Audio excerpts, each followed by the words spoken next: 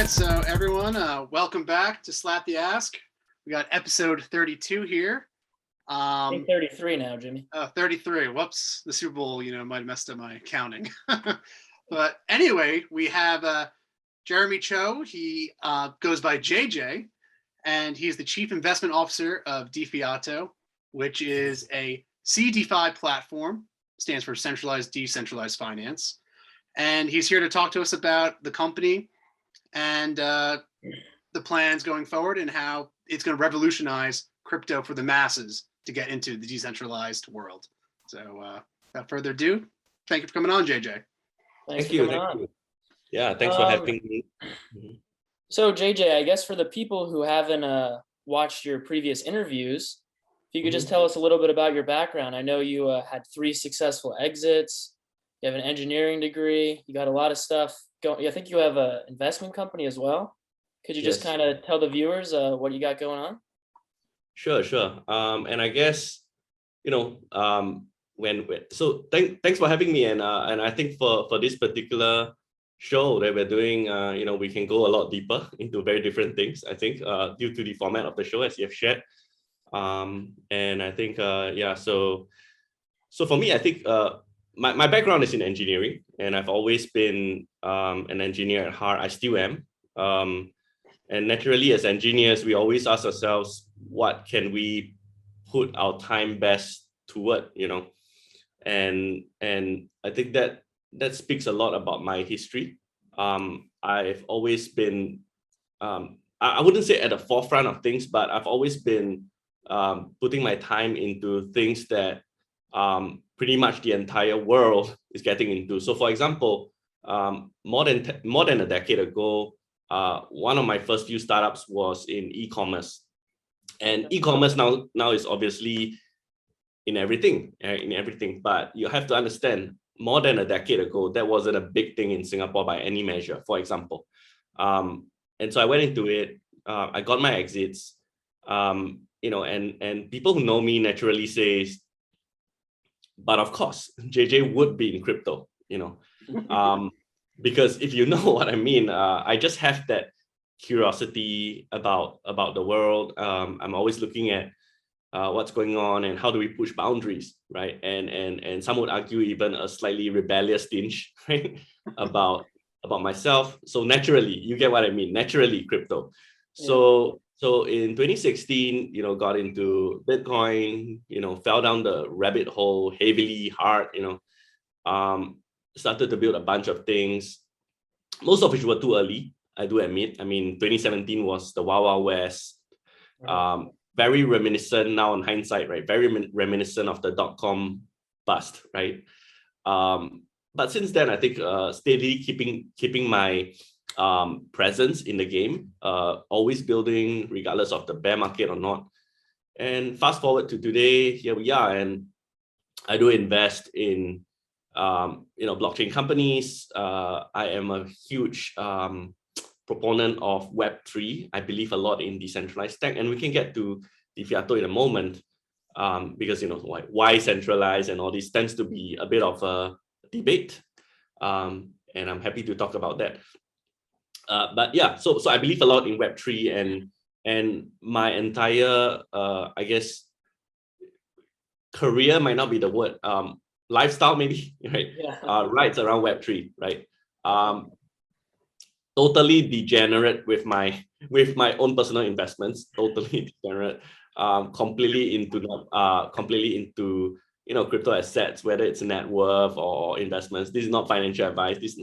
I'm not telling the viewers what to do. We say that all the time. Our viewers are very degenerate as well, so I can imagine. Yeah. So totally down this rabbit hole with in personal investments and from a business investment standpoint.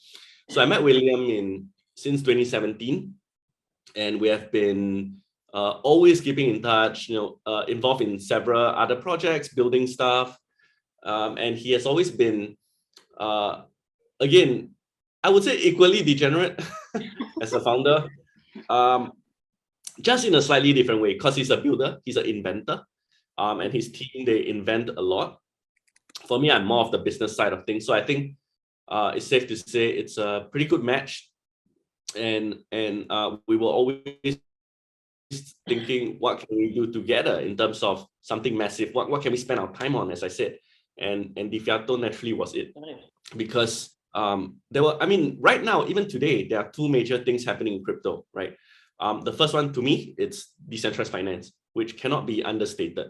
You know, whether or not there's a bear bull market, it goes on, right? In terms of how people are interacting with this finance universe is naturally going to replace a lot of what happens in traditional finance.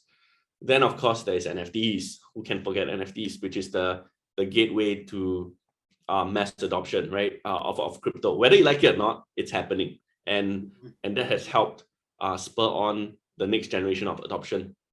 So naturally, I thought these were the two things we wanted to build, right? And what opportunistically happened was that William was already onto this DeFiato thing, right? I say thing because back then it wasn't even DeFi. It was a wallet that he wanted to create for mass adoption. And I said, that's cool, but you know what could be cooler? If you support the DeFi space, because wallets, dime a dozen, and it becomes a very difficult time or rather it becomes very difficult to market, right? Go to market and really get that next million users. And you could be asked, is that really a need? You know, because Coinbase seems to be doing fine with their wallets. Even you know, MetaMask has huge adoption. So we went down the DeFi hole, and here we are today, right? At this show talking about this. Yeah.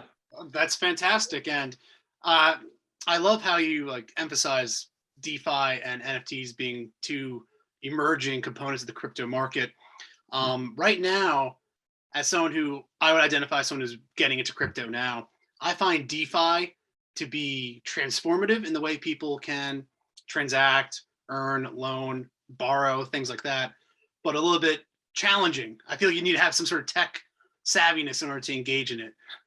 With DeFiato, what is your goal to help people get accustomed to DeFi? How will that happen? How can a common person access the DeFi world with DeFiato? Yeah, and you brought up a very important point, which is that some of these things are really technical barriers. It's kind of hard to get into DeFi, and for us degenerates, right, crypto natives, sometimes this becomes natural, and we're like, oh yeah, what's so hard about MetaMask or other Web3 wallets? What's so hard about bridging? And to be honest, that's me, right? Because I'm already so down the rabbit hole, and I've been using all these different services. It's natural for me to adopt a new chain. Is probably like 10 minutes, you know. But as I go through that process, and I wonder, could my extended family get into it? The answer is no. It's just the thought process of what I've been trained to do has been, you know, enough to overcome some of these things. Even the idea of recording seed phrases securely is not a natural process for users. And I think that, you know, us humans, not to get into a dramatic debate or anything, us humans are creatures of habit, right? I mean, we're used to certain things and we'll keep at it. Like, consider how the pandemic brought out QR code adoption, right? Which has existed since such a long time, but no one used it. And it was really hard for them to wrap their head around QR code and why that matters. But today, it's just, we go to a restaurant, at least in Asia, menus, QR codes, basically everything's QR code. So I think as much as I would love for DeFi to hit that level of adoption, it hasn't happened yet. Mainstream, you know, they still have severe difficulties understanding what's Web3. They have severe difficulties when you give them the disclaimer. You see, we all like to bring people into crypto, but when we give the disclaimer, they're out, right? What's the disclaimer? The disclaimer is, if you lose your passwords, you have no recourse, right? If you get hacked, no one is going to refund you, you're done. Right? That's the disclaimer we have to give, right? And people would be like, no thanks. Right. So it's as simple as that. I mean, anecdotally, all of you have the same experience with your friends, family, and all that. I mean, we can, and right now, here's the thing. if anyone comes to you and say, I want to buy Bitcoin, easily you could say Coinbase.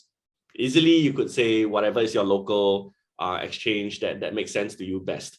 And you're done. And you're done, right? The only thing is they would then naturally ask you, should they buy now? Right? And should you give financial advice, you're going to piggyback them for the rest of your life, if you know what I mean. Right. So it's the same problem with DeFi. Someone says, look, I want to get into this new farm. I want to get into some kind of fork. I want to get into this yield-bearing product that I hear so much about. Where do I go? If you point them to metamask.io, I assure you, you will piggyback them for the rest of your life. Because the next step is, okay, I'm on the website, what do I do? And then you're like, go download the plugin, and you know what I mean. From there, it's just endless, right? What next? So with DeFi, with DeFiato, we completely solve this issue where we want to be that brand, and you go, oh, James, Luke, if you want to get into DeFi, go DeFiato, they'll take care of the rest.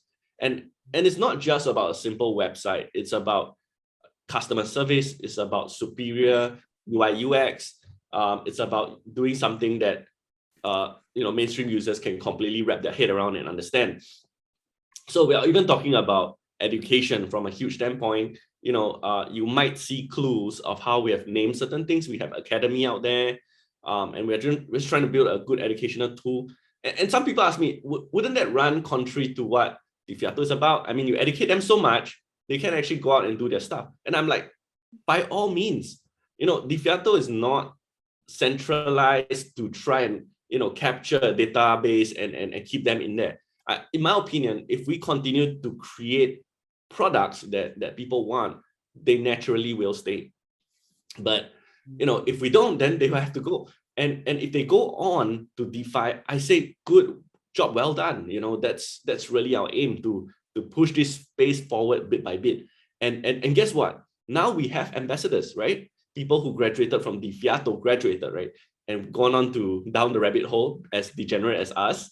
What will they do? They will have friends, and they will go on to recommend to DeFiato. So I think really here we are trying to meet a need that we ourselves face, right? Cross-chain farming is more or less impossible. The word is impossible for mainstream, right? Getting to one chain is hard enough. Cross-chain, come on, how are they going to understand? And we're not talking EVM chains. We're talking like totally cross-chain, like, Solana versus Terra versus Polygon, versus Avalanche. So yeah, so this is the means that we intend to push people to. Now, we are not perfect, we're listening, but we are definitely making it even more user friendly. Every single week, every single day, we are trying to push a new build, but we're trying not to break things, right? Because we are in a very critical phase. Obviously, we don't want people to be like, oh, you're doing an IDO, but guess what? Nothing is working anymore. So we are trying to balance the two as we try to, build out a superior platform. Because, I said user experience and keeping it simple, for mainstream. We're serious about this. As serious as if you create your password, your account, we're going to guide you through the rest of the process with like blocks, we gray out blocks and point arrows to where you need to go. That's what mainstream needs. That's what mainstream needs. And we need to be careful that we're not creating a product that we need as degenerates. Yeah. So we are serious about our focus groups. We are always serious with reaching out to, shows like this to really understand, right, what feedback we can receive to make us better. I know that's a super long answer to what you asked, James, and I seem to be ranting on, but I think it is an important question. Yeah. It was very in-depth, and I think it provided a lot of clarity for sure. Thank you. Yeah. Yeah. So, I mean, it seems like, to me, at least for DeFiato, that the main benefits that you guys have are, obviously prioritizing safety. You have like this really good reward system.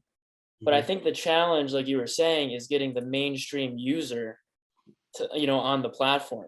And it's interesting. I was talking to Jimmy before the show. I was like, in essence, it's basically like investing your cash with an investment bank, letting it sit there, taking a risk, and then getting a higher return passively by them investing your money.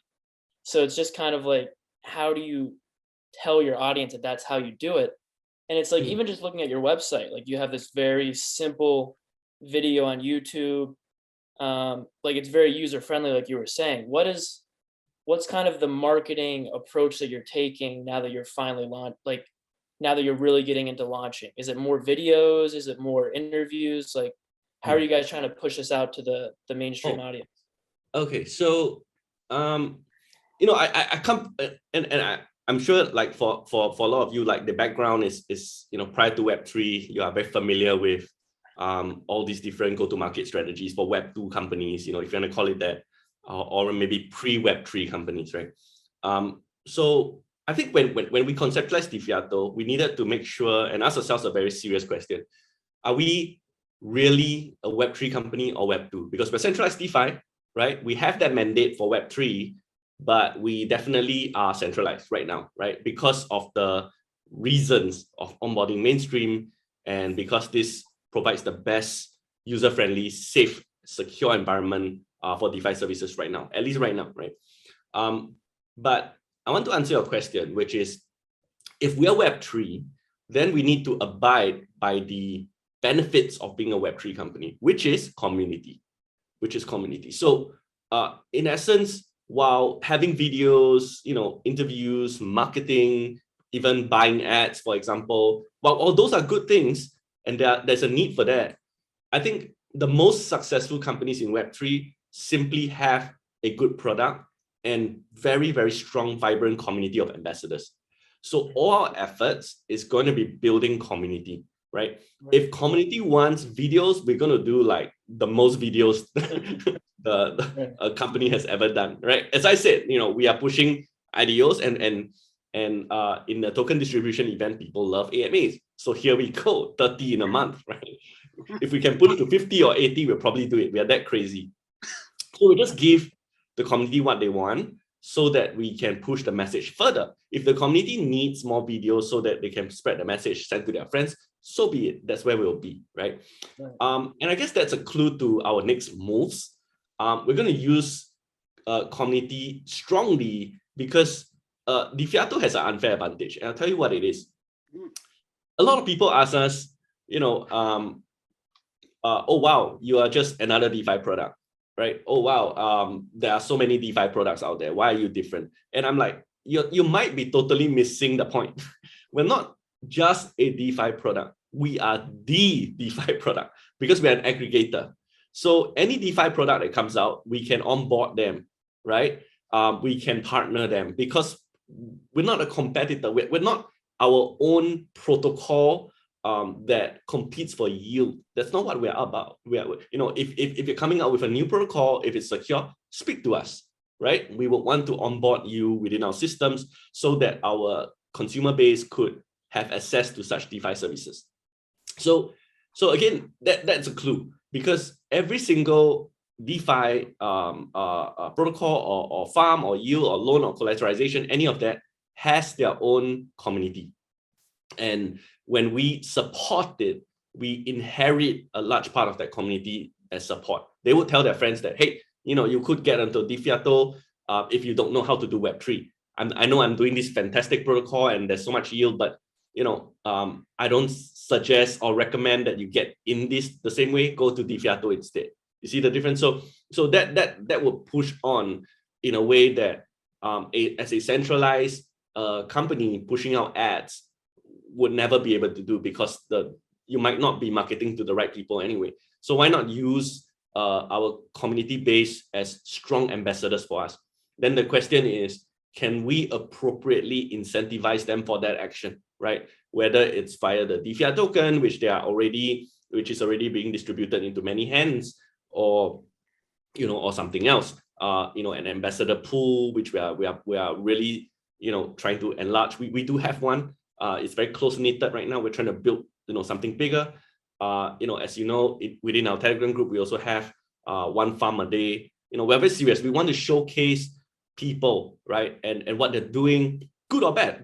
You know, we want to showcase, because we all have to learn from that. If people are like, oh yeah, I'm taking part in this yield, but there's impermanent loss, there are fees, I'm not too happy about it. Let's talk about it, you know, and make it better. Yeah. So that's really our go-to-market strategy. not to spend a large part of cash on advertising because it's not sustainable. We're not in day one, we're not a crypto.com or Coinbase. We're just not at that level yet. And we have to be realistic about what we can do. So we're using our core strength and we are using that to extend our message. Awesome. So that's where we're at. Yeah. I also wanted to mention one thing because I think it's important, Luke, is that we're not really a platform where you put your funds here and we manage that, right? I know you did not point to that. I thought it's important. Trying to make an overarching statement. I understand. But I thought it's important to say that for two reasons. The first one is obviously compliance, right? Because we're not a fund manager. We're not a fund manager. You don't put your funds on DeFiato and for us to take care of it, and invest it for you. That's not what it is. We are a custodian service where you put here and you make the action as a user, choosing which DeFi service you want to interact.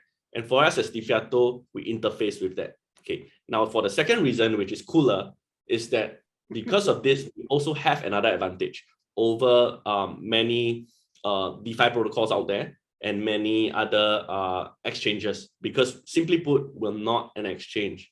We are a platform that helps you to interface with swaps, with DEXs, on your behalf, but the user is choosing the DEX and doing the swaps on chain. That's the difference. Why am I sounding this out? Because we're not an exchange. We operate on a tight band of compliance, right? We are a KYC product, mind you. We are a KYC product, but we are able to operate on that tight band of compliance where we don't have to submit for 1,000 exchange licenses, because that's not what we are. Don't do that. It's custody at its basic, which is fairly straightforward to submit and comply and apply for, right, where required. And this gives us an advantage over some of the other products out there.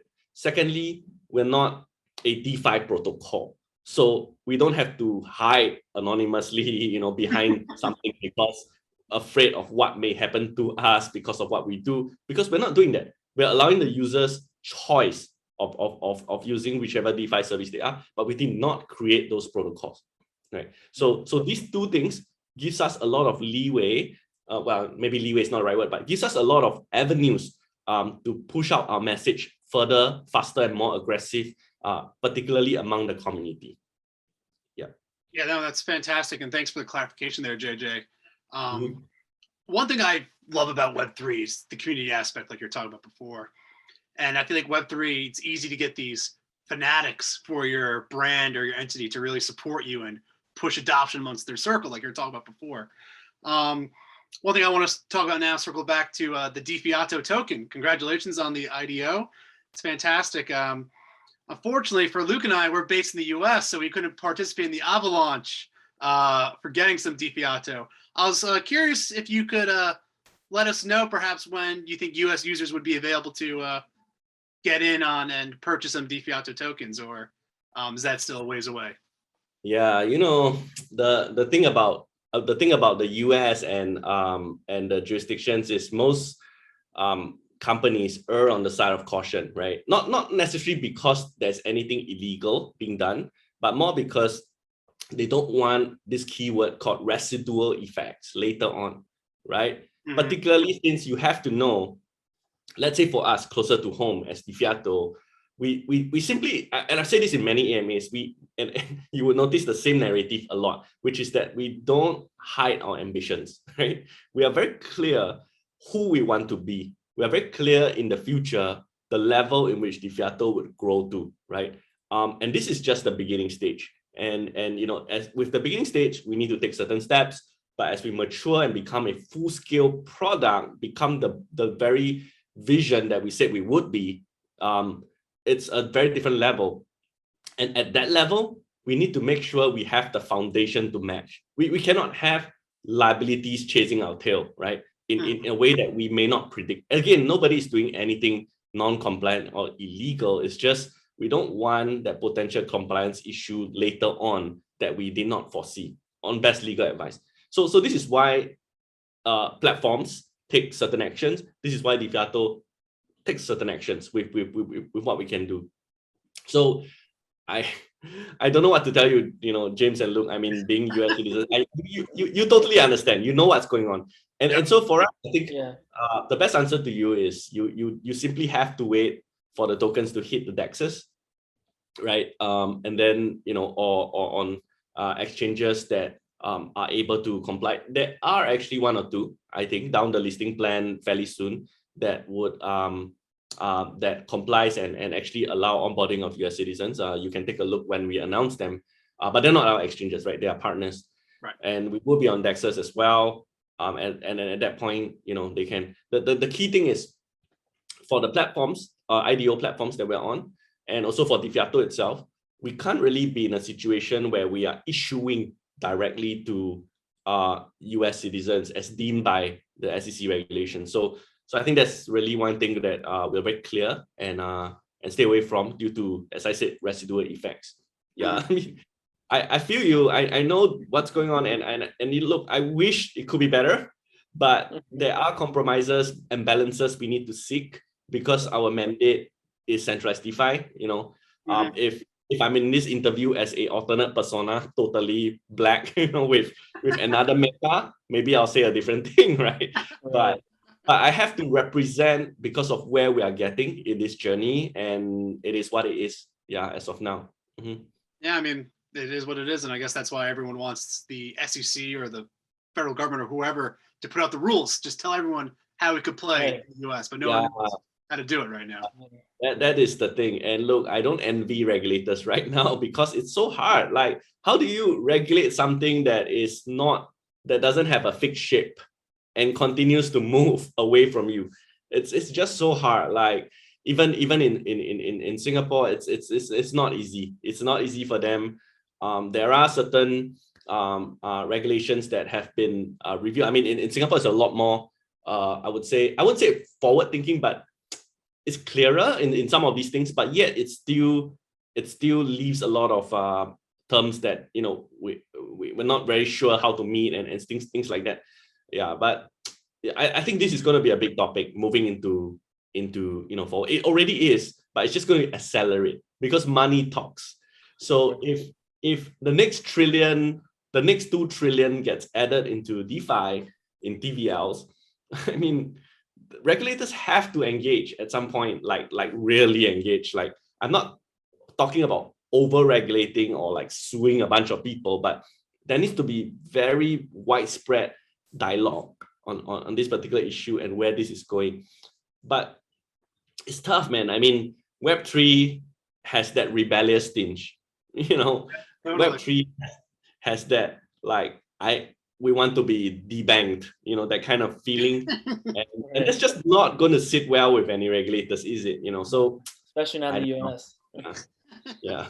Well, yeah, I mean, it's funny. Like you said, though, like the regulators are going to have to notice eventually. I'm not sure if you follow football, but last night was the Super Bowl in the US, and every other commercial was a crypto, whether it was or FTX or crypto.com. So it's in everyone's face now. We all see it. Yeah. After the Super Bowl, I tell you, the SEC called an emergency meeting to discuss. They're like, oh man, this is real, right? This is real. We're not dreaming. Something is wrong here. We have to fix this, guys. So I don't know. And even the SEC, I mean, the ex-commissioner has come out to talk a lot about against what colleagues are doing. So it's quite uncertain even in the SEC, isn't it? So that doesn't give me a lot of faith with how regulations are going to come out soon. And here's the thing, I'm not against regulations coming out, just come out soon so that people know what kind of playing field they have, right? Other than struggle with, okay, can I do this or not? And will this come back and bite me later or not? Like that level of uncertainty, it's hard. And that's why a lot of DeFi protocols come out anonymously. And can you blame them? I mean, they have a great idea, but they don't know what's going to happen to them. So they have to be anonymous. Yeah, I feel like it's kind of like deja vu with our Vimonte interview, is that with all these stable coins and everything, you're just trying to predict regulation to stay ahead of it, but you don't really know what's happening. So I feel like you guys are in a good position. We're launching where you can wait for it to play out, and then once you know the rules, then you guys can jump in. Yeah. I cannot tell you how many decisions we're making right now that concerns the products we're bringing on. I mean, there's so many out there. And when I say degenerate, I'm really degenerate, like personally. Right? And obviously, I would love to onboard those products, but can I? And can you blame me for not moving that fast? Because I don't know, like what I don't want to subject. It's not that there's user risk specifically, because there are certain audits that we can definitely do, and we can pen test contracts for on behalf of the protocol. But it's more of, if we do this, is it really allowable by multiple jurisdictions? Maybe Singapore, but is it going to be compliant with SEC? Because we're talking Web3 here, right? So we have to consider all these things, and it's something that at the end of the day, we need to balance our futures as a product, our futures as people, and what we want to bring to the community. Yeah, and right now, because we're centralized DeFi, to a large extent, we are a gateway. Right? In all honesty, we are a gateway, and we have to act in the best interest of the platform and the user base. Yeah, totally. Well, it's kind of funny, kind of circling back to just DeFi in general, but we have DeFi right now, right? And I would say, from what I've heard, one of the criticisms of DeFi right now is basically you're borrowing and lending to people that are just engaging in cryptocurrency trading, right? How do you see DeFi evolving to a point where people on the ground who actually run businesses can take out loans via these DeFi protocols? And you think DeFiato will be a part of that process of engaging with DeFi, but in the real economy and not just through the degenerate trading that people engage in? Nice. Yeah, I'm glad the conversation is taking this turn, right? Because this is a topic that is really forward thinking. Let's be honest, the current space of DeFi is not sustainable. Right now, what you see, as much as we are super involved and we understand, but we are going in eyes wide open. We know what's going on. We know that some of these yields are simply not sustainable. Some are, to the extent that it's baked into their business, much like DeFiat token is baked into our business, and that's why we are bullish about it, generally. But when we look into the future of what sustainable DeFi is, the clue is in what is being onboarded. When we talk about loans, then the next natural question is what's being collateralized against, right? You can't just borrow, but you need to put something, you need to stake something. If it's going to be NFTs like your Bored Apes, sure, you could do that. But that's not the future. I mean, NFTs already, there's already that uncertainty to it, right? And if you spin another uncertainty, it just doesn't mean that it becomes clearer. In fact, it gets more complicated, right? So I think really the future we're looking at is real assets, things like real estate, things like gold, being placed increasingly on the blockchain for us to collateralize. And I think that is inevitable. It will happen. Really, the question is how many companies are dreaming about that and pushing forward to make sure that it becomes a reality, right? And I think, if you are watching so many podcasts and consuming it, you wouldn't know that majority of conversations are dominated around this right now. So I think as DeFiato, we will shift according to trends of what's going on. And if it does reach that stage, it makes perfect sense to use DeFiato, because then we will be that perfect gateway, right? People will be like, oh, I have collateral, I have this platform, blah, blah, blah, but I'm not going to put my house, on my MetaMask wallet, right? I'm going to use a platform, and I would outsource the custody of my platform to DeFiato, right? Because they have audits, they have safety, they are secure, and then hopefully in that particular future, they already have their fintech insurance and all these up, right? Such that if anything happens, there's an additional layer to catch it. And that's the whole idea of centralized DeFi, to make it superior in experience to DeFi. So we want to be part of that future, basically. So I think the short answer to you, James, is that it's inevitable. It will happen because DeFi is a virus, right? How can it not happen? I mean, look at us doing this here, and I can assure you, I'm Chinese, I'm Asian. and we do Chinese New Year, I can assure you that every Chinese New Year right now, everywhere is dominated. The conversation being dominated is DeFi or cryptocurrency or NFTs. You know, every meetup, every Chinese New Year celebration is like that now. So it's a virus, and it's already begun, and it's infecting, right, in a good way, infecting. Which is a bad word these days, right?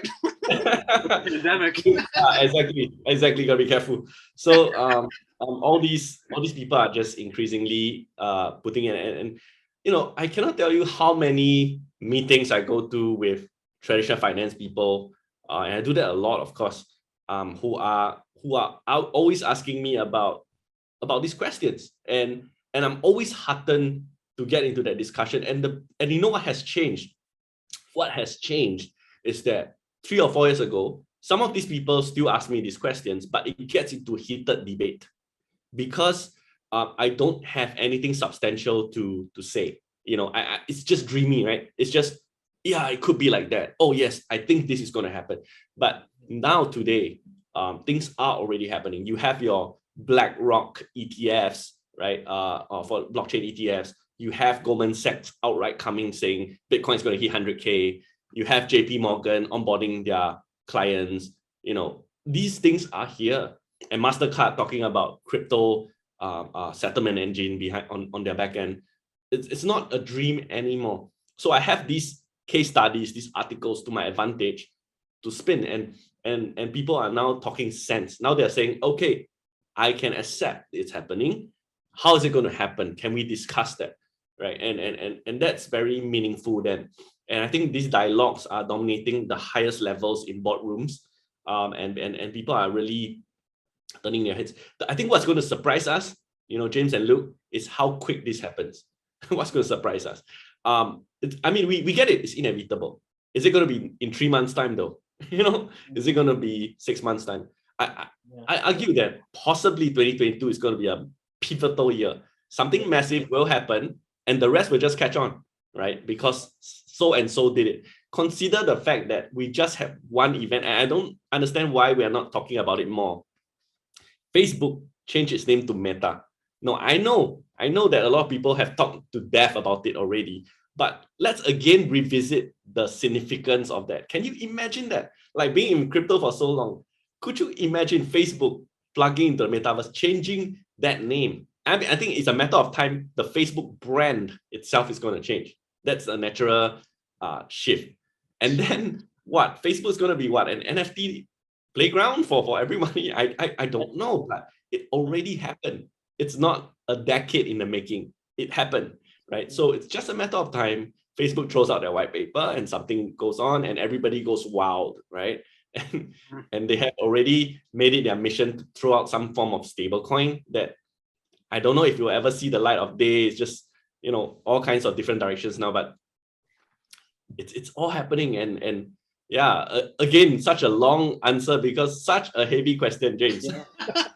Well, again, I always appreciate the clarity that you provide. It's enlightening, to say the least. Sure. Thank you for that. Yeah, it's funny. I was always saying to James, is like, you always want to be at the forefront of something, but you never realize then when it's happening, when you're actually in it.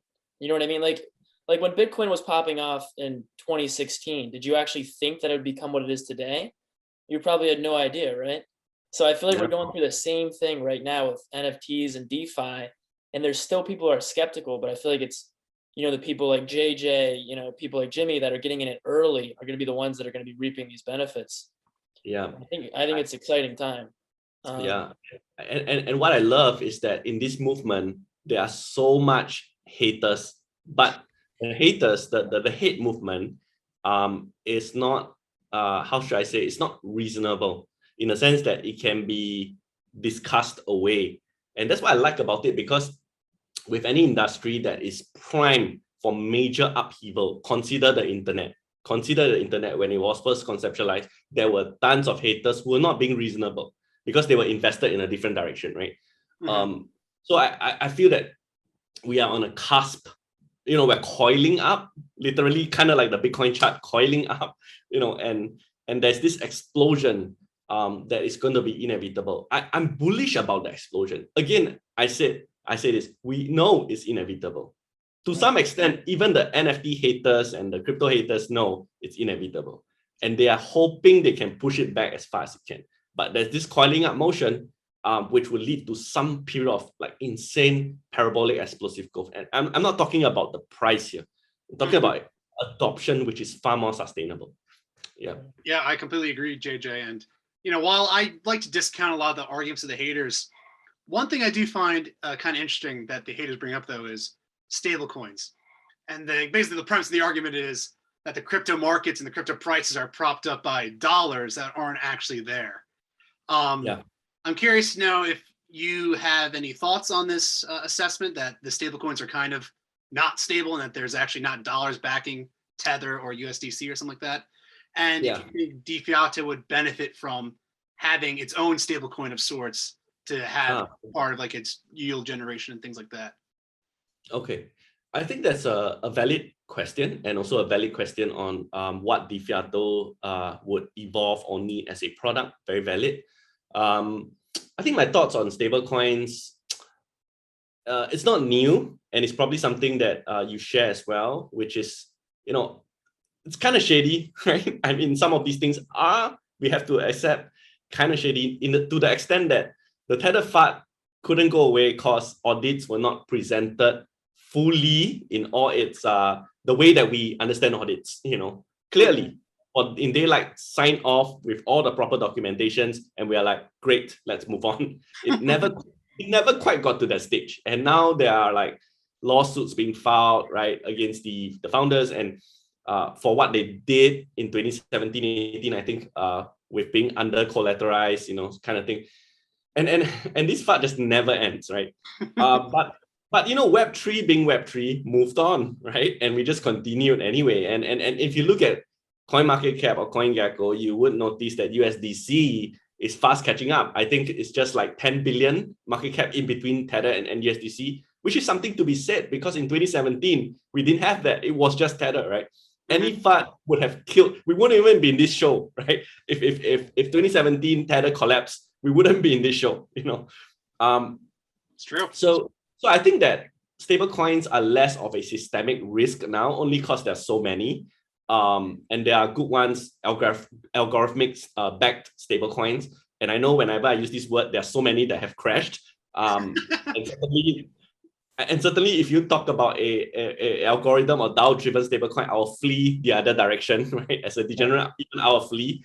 But there are some like Maker and DAI, it's doing well, generally speaking, and it's been tested through time.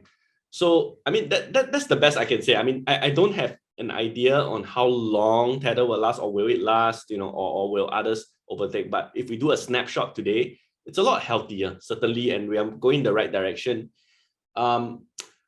Truthfully, I would have wished that more coins were denominated by Ethereum or BTC rather than stable coins. But we are in this world now, and it's moved towards stable coins, and I think it's reasonable to expect because mainstream, right? Mainstream wouldn't want to be earning in Bitcoin where every single minute it's a different denomination, right? So I think it makes sense.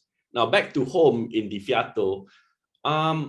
Truthfully, we don't have immediate plans to issue any form of stablecoin because remember I mentioned, okay, it's for two reasons. The first one is if there's a need for stablecoins within the platform, there are so many out there. And really we're just choosing the ones that are appropriately backed and underwent security audits and stuff like that. I mean, there are certain things we cannot foresee, but those are systemic risks to crypto on the whole, right? But we're not going to onboard very should I say forward or advanced or like risky, right? Risky is the better word, stablecoins, if you know what I mean. So we'll probably not bring that on. For our particular stablecoin, the second reason why we probably don't have immediate plans is because we don't want to fall foul of compliance and security laws either, right? Because to issue stablecoins, well, it is a currency, but under certain jurisdictions, it's still not well thought through. And we don't want to be in a case where it was something that complied here, but because we did not consider this jurisdiction, we become deemed as security, and then that becomes a systemic risk to our product, right? So I think there's no immediate need for that. I can see how there would be demand. I can see how that would help for sure, but we need to strike the right balance. Yeah, is what I'm saying. Yeah. Yeah, gotcha. Makes sense. I mean, it's like you said, there's this line that you guys are trying to teeter on, and I feel like that would just be another wrench that would make it harder to be on that line. That's right. That's right. I think when in doubt, we just abide to our principles and foundation of where we are at as centralized DeFi. Go back there. Don't dream too much, but at the same time, persevere on our vision, which is to onboard mainstream, and ask ourselves, how can we create the safest environment under the best product market fit to grow and to carry out this vision. And I think as long as we abide by that definition, it's going to be, I wouldn't say it's smooth sailing, but it's going to be less obstacles. We're trying not to create obstacles for ourselves in an industry that's already ridden with it. Yeah, totally. So JJ, just one thing that I was looking through from the last interview. So you guys launched your beta platform in August 2021. Yes. You guys have had over 15,000 KYC'd users and a TVL of about 23 million US. Were you surprised by that? And where do you see those numbers going over the next year? Okay. I won't say we're surprised by that in the sense that we created a product based on pent-up demand. So at that point, there was an inflection point. And I guess August 2021 was also a good quarter, right, for crypto in that sense, right? We then subsequently made that 69K high on Bitcoin. If we were to create it today, if I'm being honest, maybe a very different result. It's not to say it would fail, but perhaps may not be the same amount that we have onboarded. So we weren't surprised by that result because we knew the type of market we were servicing. Yeah. So I was gonna say, was that intentional when you guys launched that beta at that time period? Yeah. Or was it okay? It was quite intentional. So we were ready with the DeFi element for a while now, but we were just testing it, making sure that we dot all the I's, and check all the T's and just make sure that everything was in place for a launch to get that amount of users. And also by proximity, because we have a pretty significant presence in Vietnam. And Vietnam, if you look at chain analysis study, is actually the largest adoption for DeFi by a full mile, like really, really, really far ahead. So naturally, again, you could say we have some unfair advantages over many different companies out there who are building in different countries to be able to cater to that Vietnamese group. But since then, I would like to say it has evened out more. We have a lot of different countries now coming in, right? And so that it has spread out. It still has a huge Vietnamese community, but there are a lot of different countries right now. So right now, then the next natural question is, where are we focused on? I can assure you, not Vietnam. We are focused internationally. We are a globally agnostic product, right? That needs to push out internationally. It's just that when I say internationally, it becomes an expensive marketing game, which was why, Luke, your earlier question is very important, which is that we're not intending to do that. We're intending to use Web3 and see where we go. So if as a result of this show, there is a reach towards certain pockets in the US, then naturally it will just push on and spur on, because this is how it goes with Web3. And a lot of our at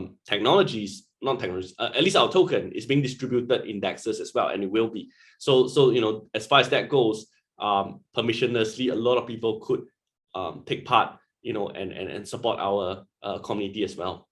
Yeah, no, that'd be fantastic. And it is funny, like you said, like look at the chain analysis, and Vietnam is such a pervasive place for crypto. Being from the US, I feel like there's less of a need, or at least there was back in the past, because people like making money in dollars here. Whereas I feel like in these developing nations, their currency is so unstable. So you might as well buy Bitcoin or Ethereum, because it's probably better than your native currency. Like Venezuela. Yeah, exactly. Like Venezuela or Turkey right now. That's why all the people in Turkey are dumping their lira and they're buying Bitcoins and things like that. It makes a lot of sense. So JJ, we talked a little bit about DeFi. I kind of want to spin into the world of NFTs right now.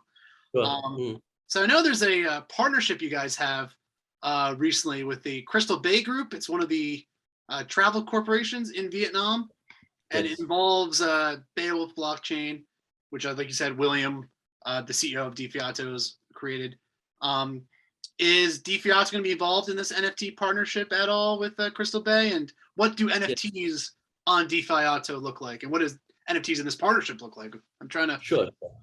Yeah. So great question. Let me answer this first by talking about our plans in NFT, then we can talk about Crystal Bay, right?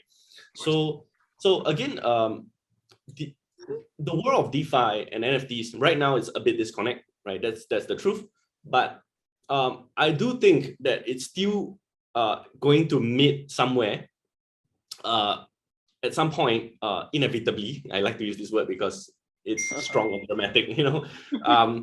But we're going to meet at some point, and where are we going to meet? In this word called identity. This word called identity, where a lot of people are establishing their NFT identity, you know, via their acquisitions of different NFTs and, you know, having a gallery, having wallets that speak about that. And I think that naturally DeFi plugs in, because once you have that identity on the metaverse, naturally you would need to earn and spend with that identity and to generate yields, and then DeFi merges in with what? Fractionalization, collateralization of your products, because you have a beautiful cute Bored Ape. Now what? Right? That's your profile pic. Great. Now what? Can you generate yield from there? Sure, you have, you know, and by the way, Bored Apes are airdropping currency, right, to their holders, and that is DeFi, right, at its best, because you're airdropping a new currency to holders of that identity, which is a very strong movement. Actually, I'm not sure if a lot of people in NFT appreciate it that way. So it will meet, and that's why as DeFiato we say we build ahead of time. We can't just keep building because something comes up. You know, we have to project a bit and build ahead of time. So we think NFTs will definitely be part of DeFiato, and it's going to be soon. That's the clue for you. And that's definitely in our very near roadmap to build that capability. So now what does that look like? That looks like this. So you could deposit Solana assets, you could own your Bored Ape on the platform, right? And you could actually farm decentralized finance, you know, somewhere like Polygon or Avalanche, and everything is just cross-chain, you know, married together in a DeFiato account, right? For you to do that. Now I know that what I said here may sound okay to mainstream, but to degens like us, it might be like, wait a minute, you know, so much exposure, so much risk, because we are okay with our own sovereign custody. But remember, mainstream isn't, and it's not easy for them, right, to do that. They're not buying Bored Apes because they're not insane. They're not going to spend 300,000, right, buy a Bored Ape and keep it in a wallet that they can't sleep peacefully at night over because there's no recourse if they get hacked or if they lose their seed. They're not going to do that. So I think this is where we're going, right, with NFTs. Inevitable, so we're going to support it massively. And we're looking at all the best protocols right now that we can potentially look at. I mean, OpenSea is certainly one of them, but you know, OpenSea is just doing its thing, right? So if there's no reason to plug it in, we probably wouldn't. So, but we're looking at others out there. There are so many, and let's also not forget that it's not just on Ethereum. NFTs exist on so many different chains. Yeah. So potentially we can help to bring those pockets in where mainstream would definitely not be able to reach. Like Solana NFTs, mainstream would definitely not be able to reach. They would use FTX, which is why, again, it shows you that this concept is validated, right? Because if you use FTX and own Solana NFTs, that's how a good entry point for mainstream is. So validated right there, that concept. And we are simply riding on that and pushing out to more communities and more environments.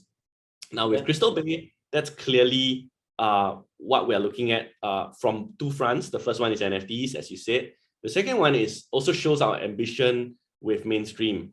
So Crystal Bay is a Vietnamese localized project. Again, one of our unfair advantages of being able to plug in quickly by proximity and by the founding team. So Crystal Bay is like one of the largest hotel chains in Vietnam. It is a big deal. And actually them launching NFTs, it's actually mainstream media on TVs everywhere. As local Vietnamese, you would know it's a big deal. But of course, the rest of the world may not, because it's very local, right? Yeah. but it's huge. It's huge, and the idea of them launching NFTs for the public, to me, is a no-brainer, because Vietnam is already, one of the largest adoption of DeFi, and consequently NFTs, is pretty much the same thing. If you have a Web3 wallet and you're doing DeFi, you are totally degenerate and you get NFTs, if you know what I mean, right?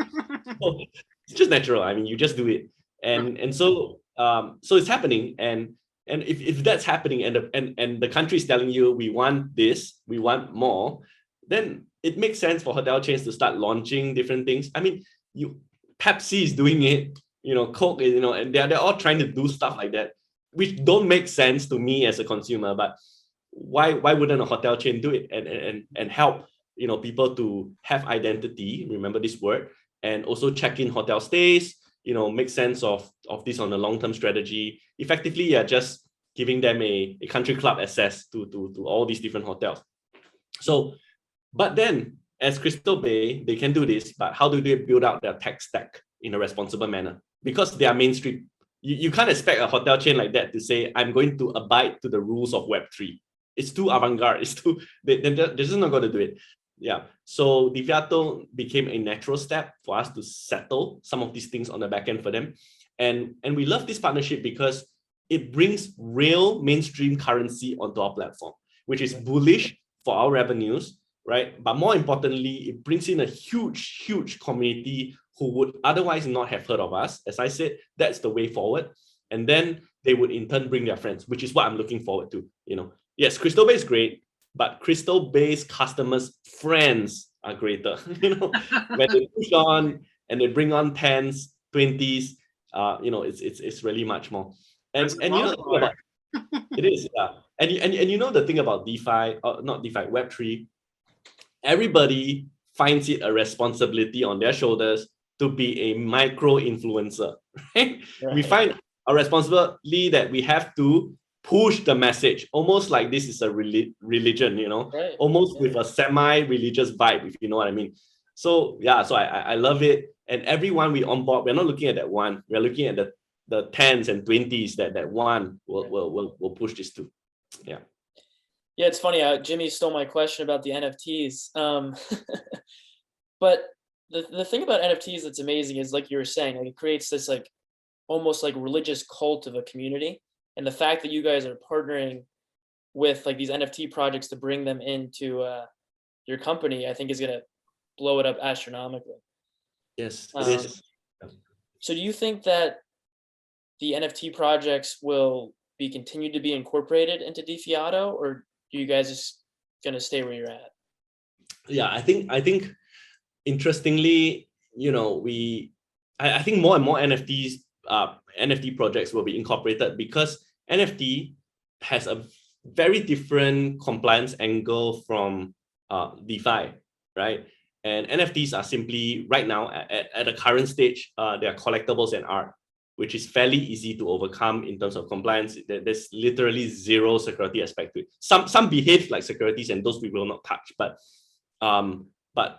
primarily, those you see on OpenSea, 99% are collectibles, right? And it is what it is. So it's easy to onboard, and it makes a lot of sense, as I said, to have that entry point, right? To have you onboard or purchase your NFTs directly from the DeFiato, right? Because we are rolling out fiat on ramp, to purchase it with dollars, and then subsequently, hold it there. You could pot it out, you could bring it out to a Web3 wallet when like I said, when you are ready.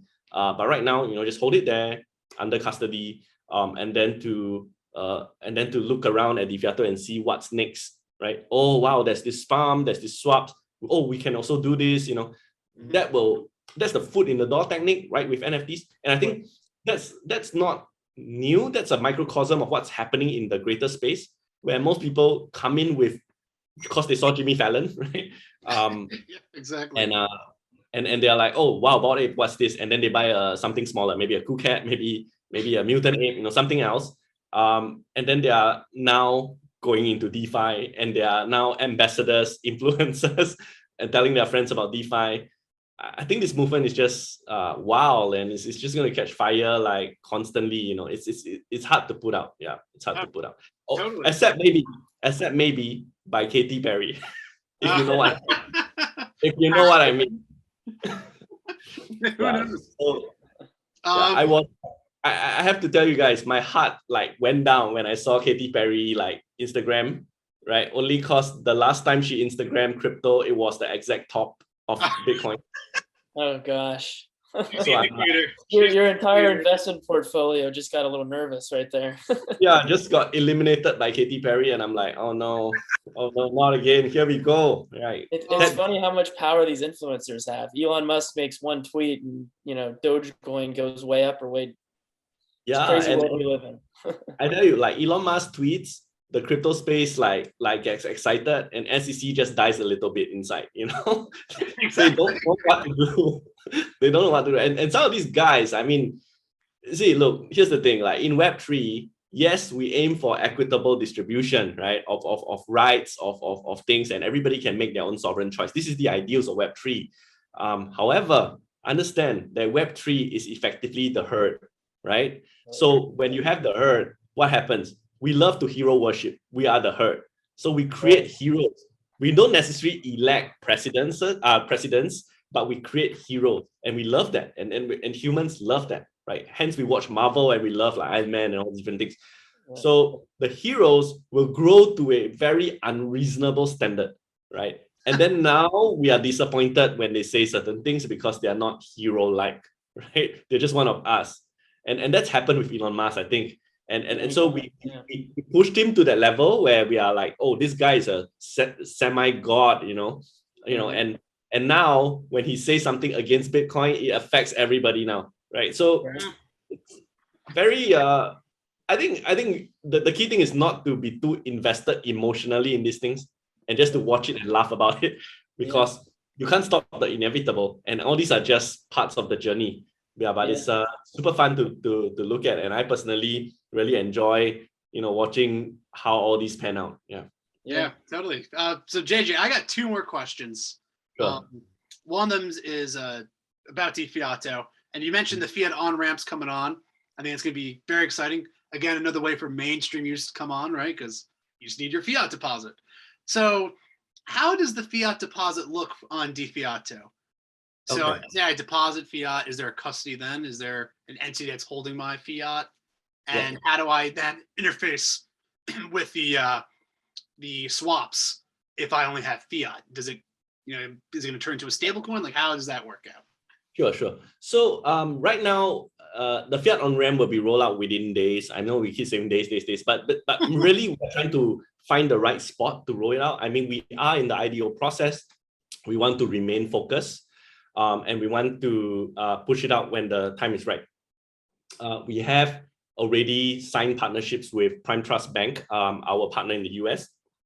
And Prime Trust, they service the Plate network, which is effectively used by a lot of the top crypto platforms, including Coinbase and Binance even. So it's a natural process, but it's not easy for any company to just go to Prime Trust and say, I'm going to onboard crypto, and they're going to say yes. It goes through a pretty tedious process. So we got that through, and we're just waiting to roll it out, right? Now, how that looks is that they are the intermediary. So they are the third party. We have no business onboarding fiat. As I said, as a centralized platform, we want to remain at arm's length to these things because we are custody. Let's remain custody. If we start to get into OTC and all these dealings, then there are different licenses and different compliance, right? So with Prime Trust, they are the partners who will do it. And effectively what happens with Prime Trust is that you onboard fiat by transferring to their bank in the US, and you can, and so it's a fully KYC, right? They have their own requirements aside from us even, that you have to abide to. And once the fiat goes in, you have two options, right? Which we are in discussion on what needs to be done. Either you get directly into crypto assets, which then gets deposited into DeFiato under your account, right? Crypto assets could be, Bitcoin, Ethereum, all these different things, right? Likely not Bitcoin because that's not a good entry point into DeFi for us right now. Probably Ethereum, USDT, stuff like that. Ethereum. The other option is stablecoin. So it could be USDC, right? That would be the entry point. That would be a natural choice for Prime Trust. And when that happens, then again, it gets deposited into your account and you can put it to work in swaps, in farms, that are already able to stake your USDC, and that would be the correct user flow from fiat all the way to farms. And the importance with fiat, we all get it on the show. I get it, but I want to say it again. It cannot be understated, because with mainstream, back to my example, you tell your friend, right, James, you tell your friend, says, oh, you want to get into DeFi? You go to DeFiato, and he's like, okay, right? How do I deposit USDT? Right? Then you're like, you have to piggyback them, because now they have to buy USDT, right? Which is tough for a lot of them to overcome. I cannot tell you how many people have dropped out. How many of my friends, I'm telling them, oh, buy Bitcoin. They're like, okay, buy Bitcoin. Go where? Coinbase, right? And then 3 months later, I said, have you bought Bitcoin? And he's like, no. I'm like, what's wrong? I have to take a selfie and KYC first. I haven't done that. Simple things like that becomes unnatural to mainstream. So we need to remove those barriers as much as we can. Some are just going to be there. We can't avoid them, but as much as we can, remove the barrier. So fiat is a huge barrier.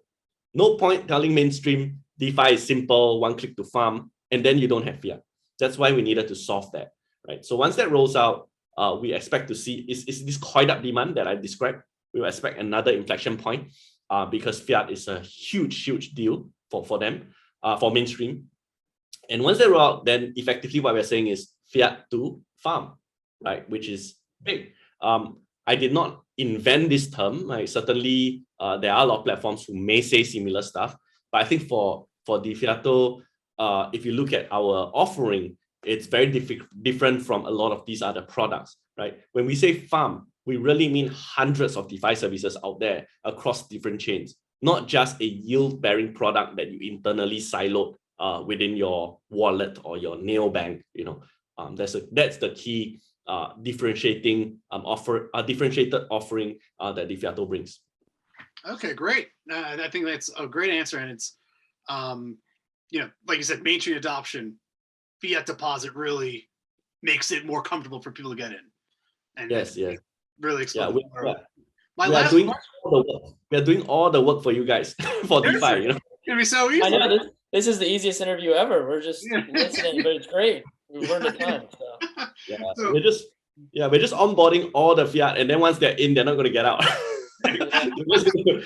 Everybody's just going to go through DeFi. But look, I mean, that's half a joke, right? But in all seriousness, getting people in, getting them into DeFi is really the key to unlocking what this Web3 phenomenon is going to be. Because I mean, I'm serious about it, because even for myself, as I said, I'm so degenerate. I have this is not financial advice, right? I mean, this is recorded, it's going to on stream, but I'm not saying anyone should do it because I'm degenerate, right? And I clearly am insane. So I'm going to do certain things on my own with how I invest my net worth and my portfolio. But I'm doing it myself. So when I push the message about how we want to onboard mainstream, it's because it is so close to my heart and it's what I do. Yeah, and every action is going to push toward that. I'm not going to force people to invest because that's not what it's about. They're going to onboard and then take part in all these different DeFi services on their own and discover that on their own. But for DeFiato, our role is to allow that discovery aspect to be, to be unhindered. To allow people to get in with minimal barriers to entry and to explore as much as they possibly can. Yeah. Yeah, totally. I think it's fantastic, and it's. Once they're in, like you said, they're in, and they're gonna get more comfortable. They're gonna get more exposure and want to test the waters even more and more. Exactly. So my last question is: throughout the interview, you kind of talked about these unfair competitive advantage DeFiato has, whether it's these partnerships in Vietnam with Crystal Bay or other things going on. Based off that, would you say DeFiato has any competitors directly? I know none of the swaps and farms are really competitors. You're an aggregator. You want them all on the platform. But there's a company like WonderFi that's coming out of Canada that is trying to also make DeFi a little bit more in stream. Would you say they're a competitor? Like, what's the competition like for DeFiato as a company? Yeah, I think certainly there are competitors, but the key difference here is there isn't a significant one that we can definitely point to and say that guy is king of the playground, And I think that says a lot because we are really in that blue ocean strategy, red ocean, blue ocean meaning that it's not so saturated, it's more where anyone could potentially dominate, right? I think we are in this space where centralized DeFi, anyone could potentially grow very quickly and make a name for their brand and push out. And that's what gets us really excited to go to work every day and to push all these, push our product forward to more eyeballs. Because there isn't one that we can say that guy is king, right? I think that's a very clear idea of our space. Now the same cannot be said about NFT space. We have, and the same cannot be said about traditional crypto space, right? And I find it funny to say traditional crypto space because crypto is not traditional by any means, but we have moved so quickly. We have moved so quickly that there's now a traditional crypto space. There's a dinosaur crypto space, and everything is just so fast. And so I don't think there's a clear competitor. Now, if I'm being honest with you, when we created centralized DeFi in DeFiato, the idea that there's no competitor sounds good, but we also have to take a cold hard look and be reasonable and say, why? Is it because there's no product market fit? Is it because there's no demand? Hence, no competitors, right? You have to be clear and honest to ourselves, else we'll never make it. So we did a lot of focus groups. We asked around, and we provided some early MVPs, right, via the wallet that DeFiato was at that time. And we saw there was demand. And that's why we're here today pushing this out. And that's why we got a lot of people excited fairly quickly. If you look at our investor body, if you look at the IDOs that we're doing, it's no joke. I mean, we're talking about DAO Maker and Ava launch right now, and we're going to release a third shortly, right, to really boost up. And this whole month is really a bonanza for us. And these guys, Ava launch and DAO Maker, they are the top two IDOs, period, on all chains. And obviously, they're not going to work with just any project, right? They need to work with something that could aggregate that level of demand and make sense from a business standpoint. So yeah, I think that's a valid question about competitors, and that's the best answer I can give. You brought up, a competitor based in Canada. Probably that would be one, but the key here is we're not too focused. In a world where there isn't that one king yet, it makes little sense to focus on the guys beside us. Just run our own race until we establish that lane, right? And we have that path towards domination is not the right word, but getting a good market share, right? A monopoly. Not a good word, not a good word. Right? Just pushing out to make sure we get a good market share via that path. And not doing that because we're stepping on others or looking around. If you're going to spend your time looking around, how do you even go ahead? I mean, this is cliche, but it's true, right? So we just want to build and focus on our lane, focus on our customers, not competitors, but customers, because our customers will tell us what they hate and what they want. And trust me, we are getting feedback on what they hate. So we are trying to change as well. Because I mean, when customers tell us what they like about the platform, that's great. It motivates us, but it's just a pat on the shoulder, right? It does nothing to improve our product. So if I'm being honest with you, I love it when people tell us what they hate or if they met with problems. I love it because that's how we can build. Better to have that feedback now at the very basic stage than later when you get that rude awakening, that it doesn't work and you are just frustrated and you can't move further, right? Yeah. So that brings all our collective expertise from pre-Web3 as entrepreneurs doing and grinding so many different things.